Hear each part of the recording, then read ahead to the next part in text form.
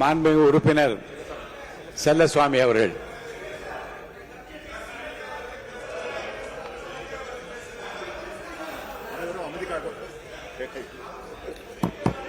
சபாநாயகரே, இங்க இருக்கிற 234 சட்டமன்ற உறுப்பினர்களையும் உங்க பிள்ளை மாதிரி இங்க இருக்கிற 234 சட்டமன்ற உறுப்பினர் இன்னைக்கு நீங்க எங்களுக்கு தகப்பன் மாதிரி, எங்களுக்கு இந்த சபைக்கு நீங்க தான் தலைவர். நீங்க பல அரசியல் அனுபவங்களை புரட்சி தலைவர் எம்ஜிஆர் காலம் தொட்டு இன்று வரை பல அரசியல் அனுபவங்களை கற்று தெளிந்தவர்கள். எதையும் விவரமாக, நேர்மையாக, துல்லியமாக பேசக்கூடியவர்கள் நீங்கள். அதை நான் நீங்கள் பத்திரிகை பேட்டிகளிலும் சரி, பொதுக்கூட்டங்களிலும் சரி, நான் பல தடவை அதை பார்த்திருக்கிறேன், ரசித்திருக்கிறேன்.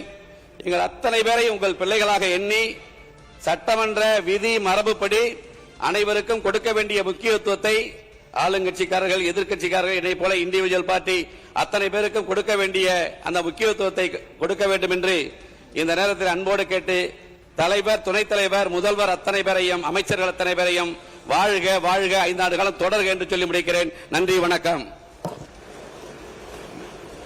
மாண்புமிகு உறுப்பினர் செல்லசாமி அவர்கள். அவைத்தலைவர் அவர்களே, மாண்புமிகு முதல்வர் அவர்களே, அமைச்சர் பெருமக்களே, பாசத்திற்குரிய சட்டமன்ற உறுப்பினர்களே, சபாநாயகராக போட்டியின்றி தேர்வு செய்யப்பட்டிருக்கக்கூடிய மாண்புமிகு ஜேசிடி பிரபாகரன் அவர்களுக்கும், துணைத் தலைவராக தேர்வு செய்யப்பட்டிருக்கக்கூடிய மாண்புமிகு ரவிசங்கர் அவர்களுக்கும் தமிழ்நாடு சட்டமன்ற மார்க்சிஸ்ட் கம்யூனிஸ்ட் கட்சியுடைய சார்பிலே மனமார்ந்த வாழ்த்துக்களை தெரிவித்துக் கொள்கிறேன். அரசியல் அனுபவமும் அனைவரையும் அரவணைத்து நடத்தும் ஜனநாயக பண்பும் சட்டமன்ற மாண்பையும் காக்கும் உயரிய பொறுப்பை நீங்கள் இங்கே எடுத்திருக்கிறீர்கள்.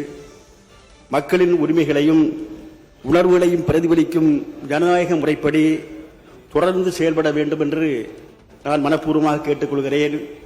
இந்த அவைகளே இன்றைக்கு எந்த விதமான பாரபட்சமும் இல்லாமல், கட்சி வேறுபாடு இல்லாமல், எந்த வேறுபாடும் இல்லாமல் தாங்கள் இங்கே ஏகமனதாக தேர்வு செய்யப்பட்டிருப்பீர்கள்.